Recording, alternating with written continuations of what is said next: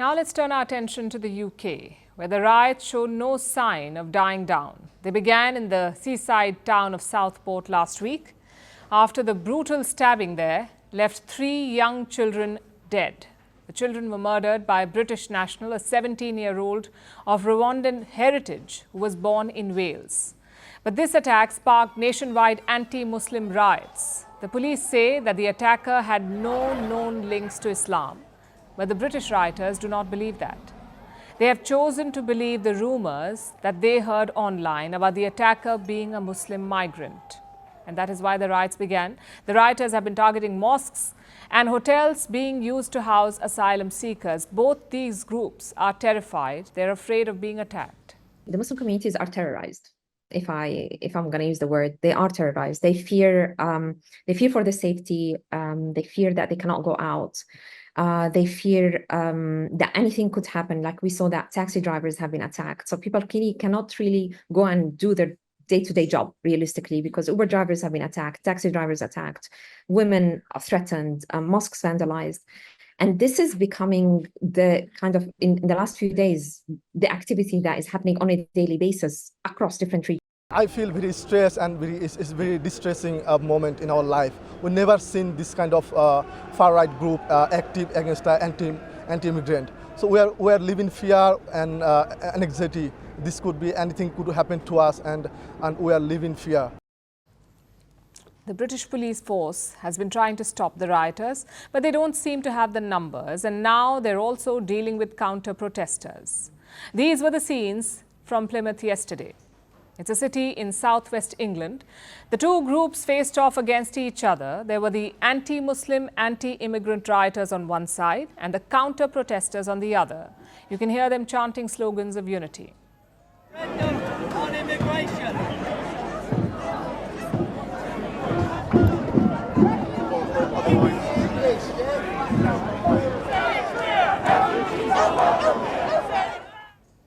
It's a valiant effort, but it hasn't stopped the violence in Britain.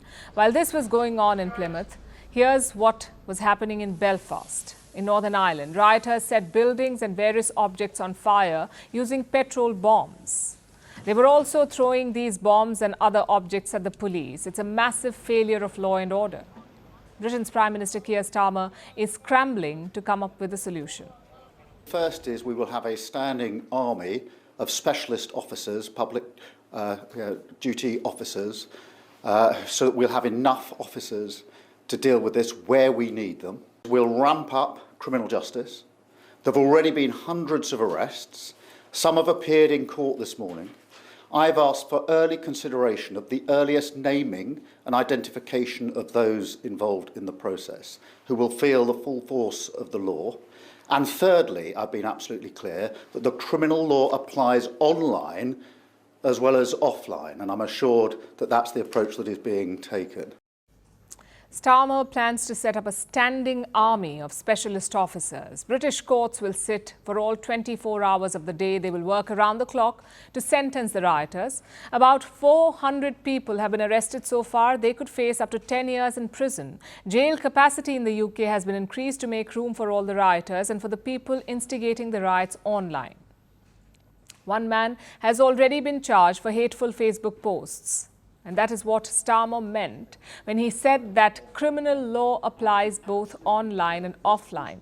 The British Prime Minister is trying to put an end to the violence. He's clearly struggling, though. And amid all of this, he's found himself in a war of words with Elon Musk, the billionaire owner of social media platform X, formerly known as Twitter. It started with this. Musk replied to a post about the riots saying, "Civil war is inevitable." That's what he said. Obviously, Keir Starmer did not take kindly to this. The British government called Musk, and I'm quoting, "deeply irresponsible and deplorable." But that has not stopped Musk. He has called the British police response one-sided. He has criticised the British Prime Minister's action plan, and he opposes Starmer's crackdown on hate speech online. Basically, Elon Musk has become a thorn in Keir Starmer's side. Of course, none of this helps the situation, which remains tense. That is why several countries have issued advisories to their citizens. Australia is one of them. It says there's a threat of terrorism in the UK. Malaysia is another. It has warned its citizens to stay away from protests and remain vigilant. Nigeria too has issued a warning. It has asked people from the Nigerian community to avoid large gatherings. And rounding off the list of concerned former colonies is India. Indians visiting the UK have been asked to exercise due caution. These warnings and advisories are the need of the hour because the British rioters are clearly targeting people on the basis of race and religion. What's to stop them from attacking tourists next? Britain's racist genie is truly out of the bottle, and it is spreading fires and hatred in all corners of the country. Even if Keir Starmer manages to quell the violence, how will he tackle the ingrained racism in British society?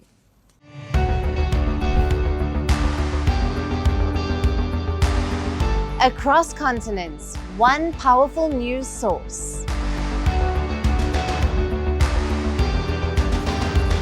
Bringing you diverse perspectives on the issues that matter.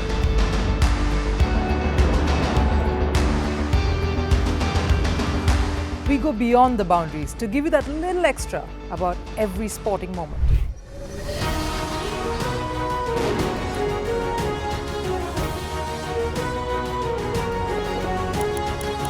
So thank you for making Firstpost 5 million strong. We're counting on your support, and you can trust us to bring you the news unfiltered and unvarnished.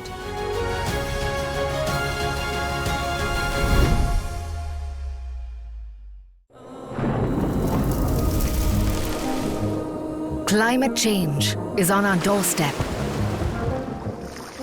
It's time for a revolution to take root. And it starts with 1.4 billion Indians. It starts with one tree for humanity, one tree for Mother Earth, one tree for our future. Project One Tree, a News 18 network initiative.